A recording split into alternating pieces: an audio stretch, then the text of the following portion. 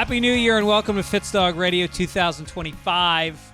Coming up on our 15th year of doing this podcast. Week in, week out. I don't give a shit if I'm in Turkey, South Africa, Chile. I do it. I get it done. Except I've missed a couple in the last 6 weeks because of my extensive travel and my burnout. I was a little burnt out. I needed 3 weeks and I got it. I just got back from South Africa yesterday, and I went with my family. We'll get into that in a minute, but the pressing issue right now is we're on fire! Fire on the mountain, baby. I'm in Venice Beach, and the fires are about 7 miles away right now, blowing kind of in this direction, but we got a lot of concrete. We're not, this is more the city here in Venice. The Palisades has some woods, has some trees, and then we've got Santa Monica in between us and the Palisades. So I think we're fine. I'm 95% sure we're fine, but the air is fucked. I can't breathe. My eyes are burning. My car, I just washed it, and it's already covered in ashes. And, yeah, it's crazy. It's very sad that so many people have lost their homes. I know what it's like to own a home. My whole savings, my whole retirement, everything is in this house. And I don't know if you know this, but a lot of the insurance companies canceled fire insurance for Californians like literally 6 months ago. And so a lot of these people who thought they had a life after retirement are now going to be fucking Walmart greeters. If you see somebody stand out front of Walmart and they've got their hair is singed, yeah, they're from the Palisades. And it's kind of a wealthy area for the most part. So maybe people are less sad. It's not like when a hurricane hits a trailer park in Mississippi and those people, man, they really got nowhere to go. But I'm not minimizing it. It's very sad. It's scary because it's 0% controlled right now. As of recording this, which is on the 8th, this podcast should come out on January 9th. And it's definitely getting into my chest. I had, and I was in South Africa, and I had a chest infection. All I could think is, okay, good. Going back to L.A., we live a mile from the beach, so and the wind blows in from the ocean, so it's like very nice air here. And I was like, good, I'm going to clear out my lungs, and then we're flying. We're flying into LAX, and I look up, and I was like, what's that orange spot and that smoke, like, next to my fucking house? I could see it from the plane. I had no idea there was a fire. Like, no, we were in the air I flew for 24 hours straight. There was no news feed. I didn't know we were on fire. And you come down, you're like, Jesus Christ. Immediately, like, we're driving from the airport, you could see the flames from Lincoln Boulevard coming from the airport. And we got home, and the wind is like, it's been windy over the years. I've never felt wind like I felt last night. You could barely stand up. It was so strong. It blew my metal gates open on my fence. I had to put cinder blocks up to keep the gates from being thrown open by the wind. It's a hellstorm, people. And maybe we'll catch on, Venice. Maybe it's going to hit those homeless tents are a little oily and dry. They may go up like a fucking tinderbox and just a straight line down Lincoln Boulevard, one after the other, straight to my house. Oh, my God. My niece is very sweet, Julia. She invited us to stay in her house in San Diego if things get bad. She's going away for the weekend. So maybe we'll go to San Diego for the weekend. Why not? The fuck?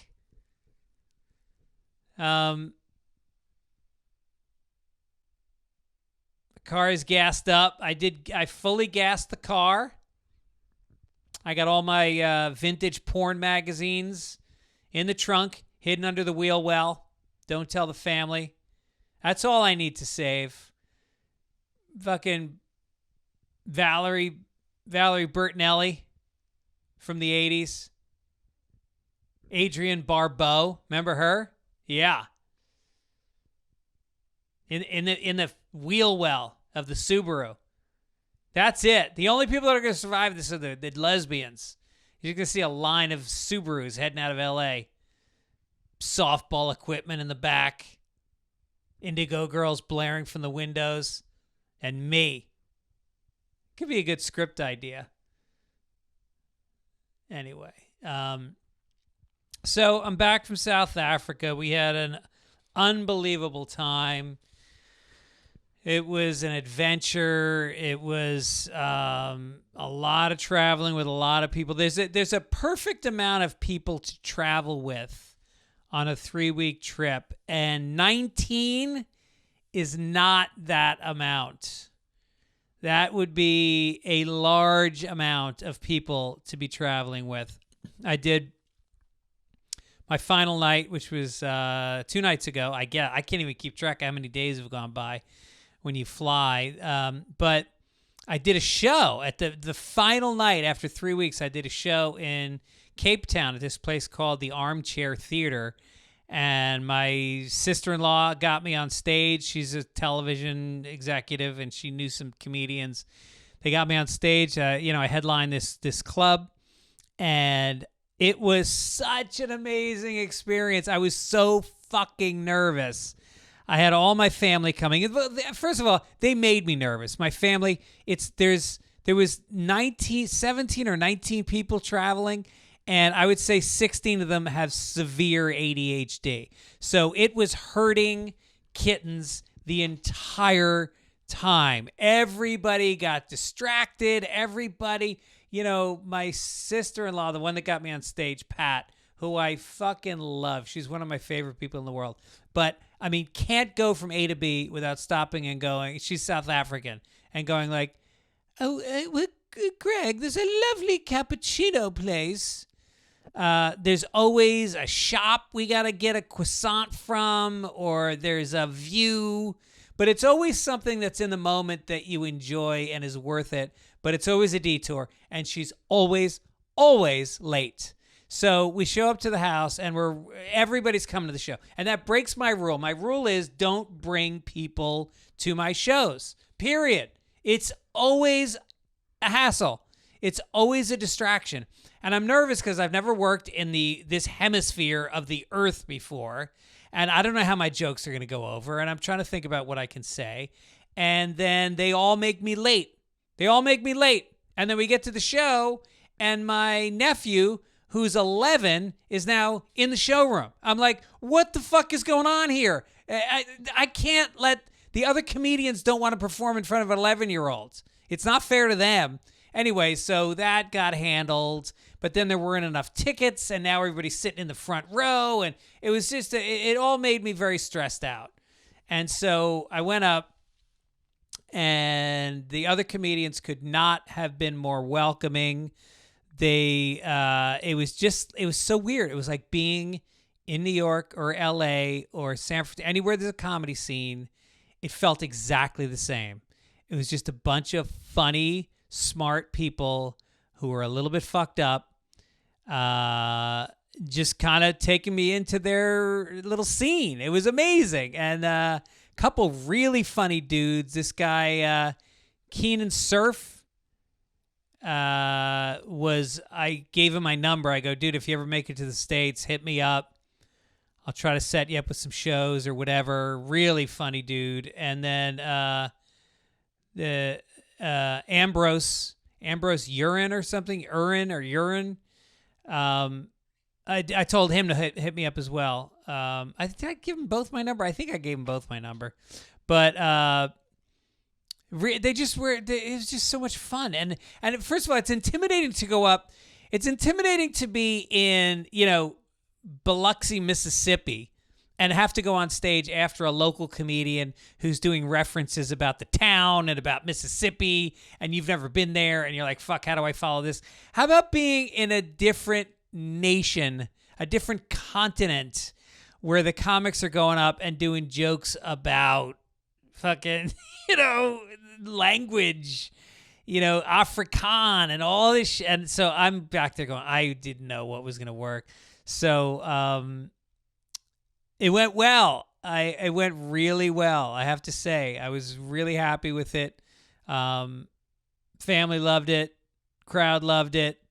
They called me back up to do an encore, which I didn't do because I didn't understand why. That's why they were calling me up. They brought me back up on stage, and I just kind of I shit on a guy in the front row, and I talked to the host, and then I fucking left. I'm not doing an encore. I was lucky to get away with the time I did. If it was America, I could have done an encore, but I was all my references, I kept just throwing jokes out, But anyway, now that I did the show, I can write off the entire trip on my taxes. Actually, I don't know. I think I can write off some of it. I got to call my Jews, find out what I can do. There was some Americans in the crowd, which was annoying. They came up to me, they're like, I'm from Dallas. I go, I don't want to talk to you. I want to talk to these black people from South Africa, not the white guy from Dallas. Anyway, tried to drive a lot. I got into an accident. I ran into a pillar in an underground parking garage and crushed in the side of the van that we've been driving. And here's the great part is it was a Hertz rent-a-car, and I took full insurance. I got the total insurance, maximum insurance, and then I turned the car in, and I said, well, I guess it's covered. They go, well, no, well, there's a $1,700 deductible. I go, what? I got the maximum insurance. They're like, yeah, but you got to read the fine print. And I go, oh, so this is a ripoff. And the guy goes, yeah, pretty much. So now I'm on the hook for like $1,700 on this fucking rent-a-car. Plus my phone, my phone is probably going to cost me another $1,700 because we got a different SIM card, but it seems that my phone wasn't flipped over into I think I've been using Verizon American domestic minutes the entire time. And it's going to be a lot of money, I think. And now my phone won't even work in the States. I can't text. Everything's fucked up. I got off the plane in South Africa. I was jet lagged, and I just went up to a guy. It was like a booth with a guy selling SIM cards, and I just had him do it. And then I didn't even save the receipt. I didn't even know what company I was with. It's chaos. I'm back, and it's chaos. I have some shit I got to clean up from the trip. Every time I'm driving, South Africa's on the wrong side of the road. And so it's a van. It's a long van. It's a 12-passenger van. It's a stick shift, and I'm driving on the wrong side of the road. And so, and then the directional, at least put the directional on the left side. You don't have to switch that to the right side as well. So every time I would be in an intersection about to make a turn, I would turn on the windshield wipers, which created more chaos for me as I'm trying to figure out which direction I'm supposed to be going in. So yeah, having an accident was just a matter of time.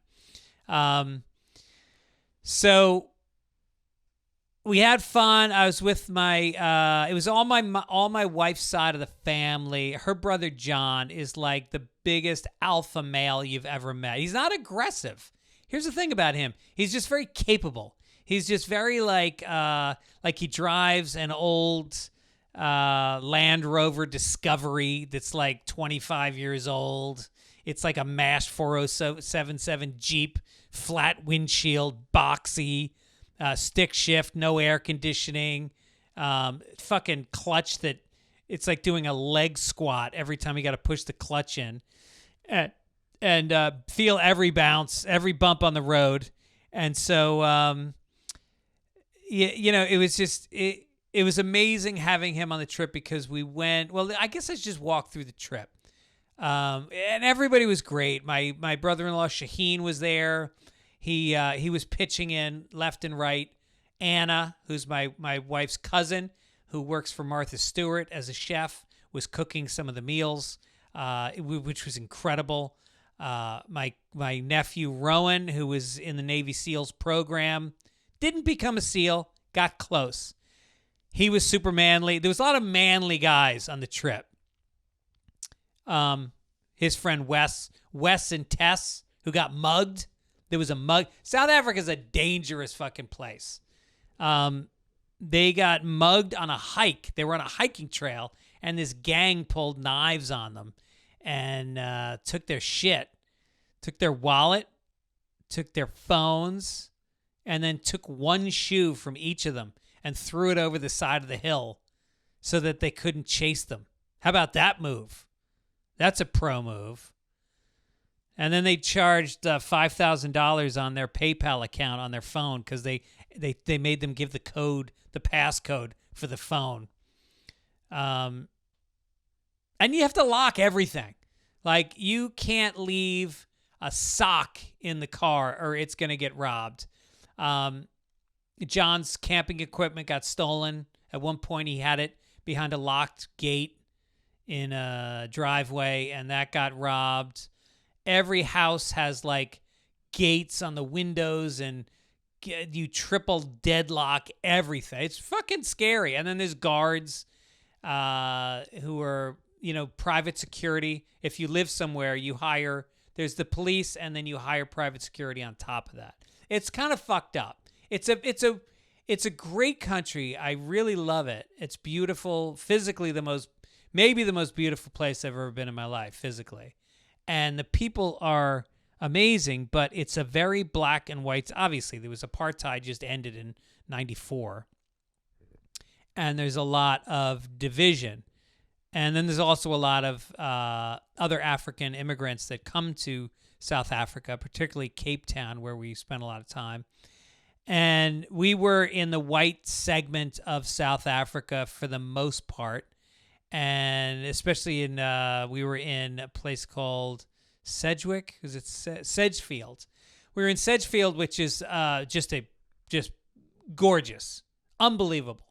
We were staying in this house, this giant house overlooking a lagoon, and the ocean water would come in at high tide, and then when it receded at low tide, a giant sandbar would come up about the size of a football field, and you could swim to it from the house. It was like a pretty good swim. It wasn't a short swim, but then you'd get out there, and we would play rugby on the sandbar, and there'd be tidal pools where you could find horseshoe crabs, whatever they're called, lay in these like little whirlpools, and it was amazing. It was like, I can't tell you. And then you can ride the lagoon out into the ocean. There's a channel that has a current that takes you into the ocean, which has big fucking waves. And the lifeguards, let's just say they're a little laid back in South Africa. They're not really right on the water. They're kind of near the water, roughly. And so you're on your own. If you get fucked in that ocean, good luck. It's cold. The South African water is cold. It's a cold plunge. Every time you go in the water, it's a cold plunge. And I spent a lot of time in the water. Some areas were warmer. There's the Indian Ocean and the Atlantic on the two coasts of South Africa. And the Indian Ocean side is a lot warmer, but it's still cold. Anyway, so we started out.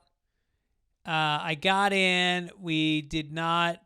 I did not have jet lag. I took a 12-hour flight to London and a 12-hour flight to South Africa. Took a sleeping pill at the beginning of each flight. Slept the whole fucking way. Got to South Africa. Head clear. Did not experience jet lag at all the entire trip. Cannot recommend that system enough.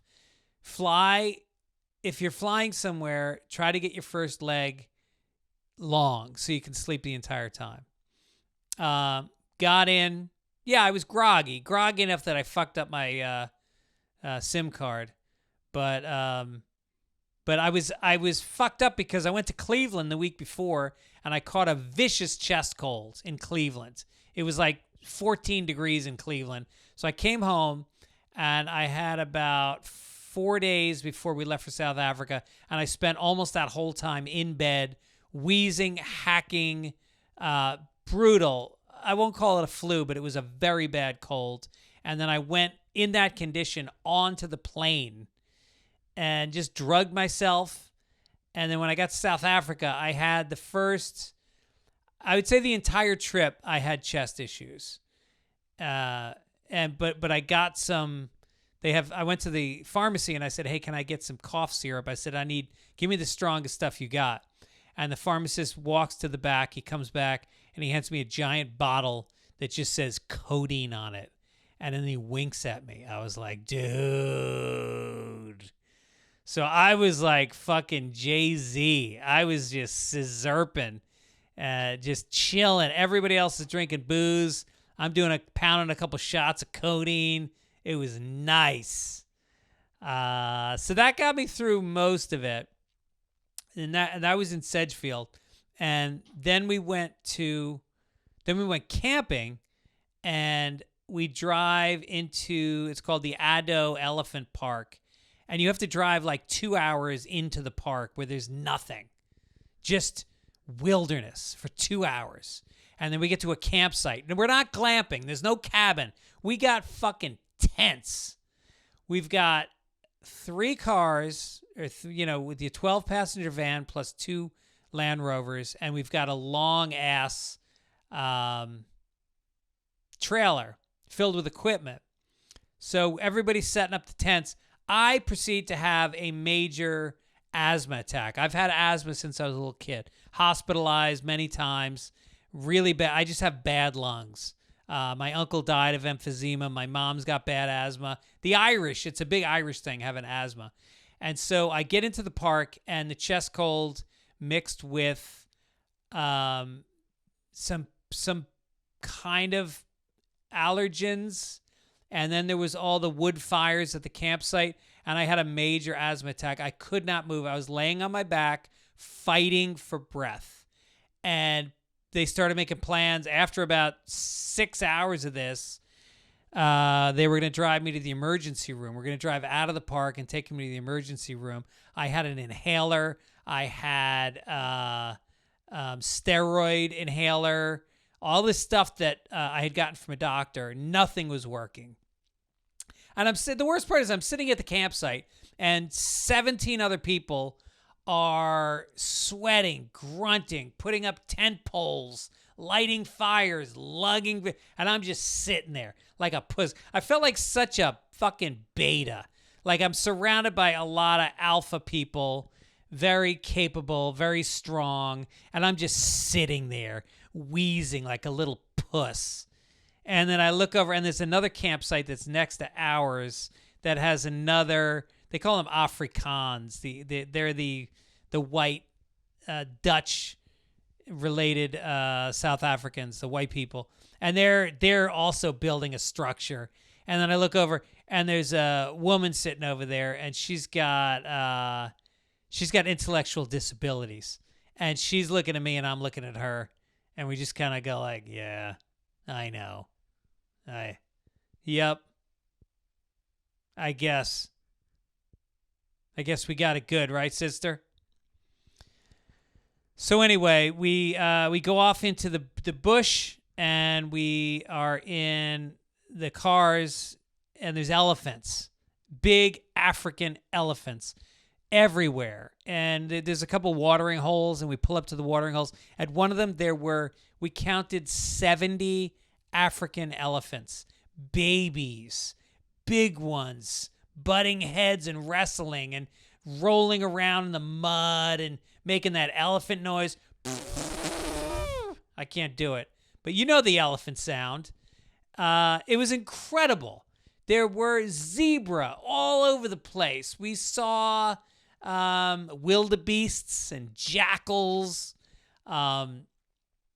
Did we see giraffe? No, we did not see giraffe. I wanted to see some giraffe. We did not see any cats. There were lions in the park. We did not see any of them. We saw a lot of what do they call the springbucks and different types of deer and buck type things. We saw there's no crocodiles. We saw a ton of shit. It was pretty amazing. And so it was just weird seeing these animals like an elephant. I've seen elephants up close because I've been to the zoo, but it's very different when you see them in the wild. It's an experience that is, it's hard to describe. It's like you're seeing them the way they're supposed to be. You're in their land. It's not like at the Bronx Zoo where they're in your land. You're in their land. And at one point they walked next to the cars. A single file line of elephants walked, literally brushed up against the cars. And it's like, there's something about seeing them in the wild. It's almost like, yeah, it's great seeing a stripper in a strip club on the pole, on stage. But there's also something really exciting about seeing that same girl standing out front, smoking a cigarette during her shift break, taking her 10. And you go, wow, there she is in the wild. She's in my territory now. Or however the analogy goes. So what else? We saw a lot of people on the side of the road. There was a lot of native people who were, and I remember George Carlin talking about Native Americans, how they're not native. There are no native people. They came over the Bering Strait back when there were Asians that came over here, and they're not native, and it's insulting to call them Native Americans. He said the only native people are Africans, because I guess that's where life started. I don't know, but these people were I think they're called the Xhosa people, or Kosi, and I think that's what Nelson Mandela was. He was from that tribe, and they were out, like, we're driving, and you just see how displaced they were. They were having a circumcision ceremony, but their teepee had like plastic bags around it instead of fucking animal skin, and they were rubbing white chalk on themselves, and they're right off the side of the highway. It was very weird. There was like 30 men having a ceremony, and my brother-in-law was like, "Yeah, that's like the circumcision ceremony." And African people walking along the side of the highway with nothing in their hands. And you're on a stretch of the highway where it's 10 miles to the next exit, and it's 100 degrees out. They have no water bottle, and they're walking along the side of the highway. But they're not destitute, and they're not homeless. They're just, that's how they get around. And it's so disorienting. It's like seeing a fucking Martian. It's like, how does this exist? How does this person exist in this modern world? There's a juxtaposition of wealth and poverty that is jarring in South Africa. And I felt weird about it. I was constantly aware of feeling privileged and feeling like, I don't know, you talk about colonialism and all that, but you go, yeah, but the Dutch and the Portuguese have been here for, 500 years. Like, at what point is it just they're part of this society? But the societies have not merged. There's still a dissonance, and there's a bridge. Like, there's neighborhoods that are very clearly demarcated, and I don't know. It was very weird. I never really could wrap my head around it. And then it's like, and then you see some of these white Afrikaan people, and they're driving like a beat up Kia, and you're just looking at them like, you've had 500 years of subjugating half the population, And that's the best you can do? A fucking Kia? Do you know the advantage you've had? And you couldn't get you're living in an apartment? You should be in a fucking house with a Lamborghini. Living off the backs of people. I mean, it's kind of like this country too. I guess, I don't know. But when does it become normal? When is it all, I don't know what I'm talking about. Anyway, so we were in Port Elizabeth and we saw all of that. And we saw a scorpion and my nephew was getting dressed and he's about 14 and he found a scorpion. It was about 3 inches long in his underwear. Right before he put them on, a fucking scorpion. And he was a champ about it. He wasn't a pussy at all. He just was like, he was down in the basement. This was at the house in Cape Town. And he was a champ, you know. He kept sleeping in the basement. He saw a few more scorpions outside the window. And I would have fucking moved upstairs. And then everywhere you would go, there were these car guards, which is just, and I said, do they work for the city? And there are people that wear like green vests. And when you pull up to park on the street, which is free parking, they come up and you give them money. And I said, are you paying like for your spot? Is this like the meter fee? And my sister-in-law was like, no. They're just regular people. They put on green vests and then you give them money. And I said, well, what are you giving them the money for? And she said, well, they look after your car. I said, well, who are they protecting your car from? And she's like, well, from them. I go, so it's like a mafia thing. She's like, well, no, but you know, they're poor people and you want to help them out. I go, well, are you helping them out or are you being coerced? What is it exactly? And she said, well, it's kind of white guilt. There's like some white guilt involved. And so you always got to throw them a 50 Rand or 10 Rand. I don't know. I never could get the Rand thing straight. It's like 19 Rand to the dollar. You give them like 10 Rand. Give them like 50 cents. And then they leave your car alone. I don't know. It's fucking weird. It's like the slowest, most ineffective reparations that have ever been paid to a group of people. All right, let's get down to this. So when we were camping, my brother-in-law made poiki. It's called poiki. It's like a stew. And he brought these giant steel pots, and he cooked up this giant, fucking enough for 17 people. And we made it like 3 nights in a row. We slept there for 3 nights. Had these poiki stews. It was amazing. And he just kept throwing shit in and pouring in handfuls of salt. I'm like, this is going to suck. And it was like one of the best, there were 2 or 3 of the best meals I've ever had in my life. It was incredible. And we just ate meat every fucking meal. Breakfast, lunch, and dinner was meat in South Africa. That's all you eat. And it made me feel good. We were like exercising a lot. I was getting 20,000 steps a day. We were hiking. We were swimming. We were canoeing. We canoed with the penguins in Cape Town. They have these penguins. They call them jackass penguins because that's what they sound like. And they're endangered, but you can go do sea kayaks around them. And it was pretty intense. And we swam in the water near them. Last time this is my 3rd time in South Africa. And the last time we came was probably 15 years ago. And we swam with the penguins. And now they're so endangered that you can't swim with them anymore. It's very sad. We did this kayak literally in the spot where, did you see the octopus teacher? Is that what it's called? The octopus teacher? Literally in the rocks where that guy used to scuba dive or used to snorkel. That's where we were.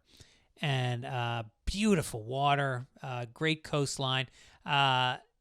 And we went out to the Cape of Good Hope, which is the southwestern tip of Africa. And it is where ships used to make the turn from India around Africa to get up to Europe. It's where the Dutch the Dutch West Indian Company set up shop. They have a fort there that you can visit. And the currents off that tip are so treacherous because it's where the Indian Ocean and the Atlantic meet, and there's a lot of rocks out there, and there's been thousands of shipwrecks over the years. It's freezing cold water, and it's shark infested. And then there's orca whales out there too. I think that's the area where the orca whales have been bumping boats. It's crazy. And we took a big hike out to that tip. It's one of the most beautiful spots in the world. It's incredible. And I got out there and I made a funny video. I made a bunch of videos. If you want to go to my Instagram account, I posted a bunch of videos from South Africa if you want to check them out. What else? Saw birds, a lot of birds. We stopped for a night in a place called Kirsch. I can't remember. It's wine country, Stellenbosch, and I guess there had been a settlement of the French. It was the Huguenots way back when. And so there's a wine area that also has olive oil. They have a lot of olive trees and this world-famous olive oil. And we stopped there for the night. We stayed in this beautiful house with a pool. And we went on a tour of a olive oil place. And then the wineries. And here's the thing. I don't drink, so going to fucking wineries, I'd rather roll around in my own feces. I got to watch everybody that I'm with getting little shots of wine, and they swish it around, and they sniff it, and they sip it, and they spit it, and then they get drunk, and then it's like, and they're, oh, well, this bouquet is oaky, and you can taste the fruity high end. Shut the fuck up. You're just all here to get drunk. Cut the shit. You'd drink prison wine if you want. If that's all you could get, it's just a expensive way of getting drunk. They don't know the difference. I even asked my son, I go, he took a class in wine in college. He couldn't tell the difference between the wines. He didn't give a shit. So we did that. I had to drive, of course, because everybody's drunk. And we came back. When we went from the wine country to Cape Town, we had this insane ride because we had the 12-passenger van and then we had the 2 Land Rovers. So, and then we had a 4th car actually, because then my nephew's fiance met up with us, and then we had to drive to Cape Town, which was like a 5-hour drive, but the coolant was leaking out of one of the Land Rovers, and so we had to all the cars are loaded to the fucking teeth. We got so much shit and people in the cars. So now we can't drive the Land Rover to Cape Town. We have to unload everything out of it, smush it into the other cars on the roof. We got stuff strapped to the roof, and we leave the car behind. And she's going to come back and get it another time. And it becomes this rugged journey. Now, all of a sudden, we got 3 cars. We're driving through mountain passes. We got a trailer on the back of the car. It's pouring rain. The suitcases on the roof of the car getting soaked. The trailer is fucking fishtailing behind us through mountain roads for 5 hours. It's by the time we get there, we got such a late start. It's 2:30 in the morning when we pull into Cape Town. And now we're exhausted, and we got to drop one. We got 3 different houses. No, 4. And I'm the last stop. So every time we drop somebody off, we got to open up the trucks, pull out their baggage, repack the entire fucking truck, drive to the next place, and then we finally get to the last house, and we got to go up a 45-degree road where the wheels are spinning, the clutch is burning, and then I'm picturing that we're going to get to a place that has a gate, and there's no gate. It's a street, and we have to get the trailer into a garage.